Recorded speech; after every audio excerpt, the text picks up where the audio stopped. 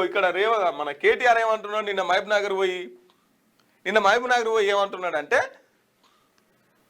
కలెక్టర్లు దగ్గర ఉండాలి, మున్సిపాలిటీలు దగ్గర ఉండాలి, అట్లా దగ్గరుంటే గ్రామాల అభివృద్ధి జరుగుతాయి, అందుకే 33 జిల్లాలను ఏర్పాటు చేసిర్రు, అభివృద్ధి తొందరగా అందాలని చెప్పేసి మేము చిన్న చిన్న జిల్లాలుగా ఏర్పాటు చేసి అభివృద్ధిని ముందుకు తీసుకెళ్ళినాం, ఒకవేళ కొత్త జిల్లాలని ముట్టుకుంటే అగ్గిరా చేస్తామని చెప్పేసి కేటీఆర్ అంటున్నటువంటి పరిస్థితి.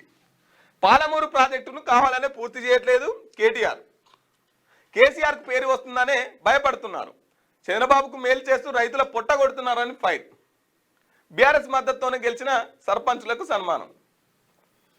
ఇక కొత్త జిల్లాలను ముట్టుకుంటే అగ్గిరా చేస్తామని చెప్పేసి బీఆర్ఎస్ పార్టీలు అంటున్నటువంటి మాట.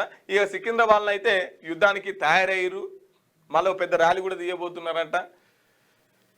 పాలమూరు ప్రాజెక్టుని 90% మేము పూర్తి చేసినాం, జస్ట్ కెనాలీలు ప్రాజెక్ట్ అంతా పూర్తయింది, కాలువలు తోలితే నీళ్లు పొలంలోకి వస్తాయి, కానీ ఆ కాలువలు తోలుతలేరు అని చెప్పేసి కేటీఆర్ అంటున్నటువంటి మాట.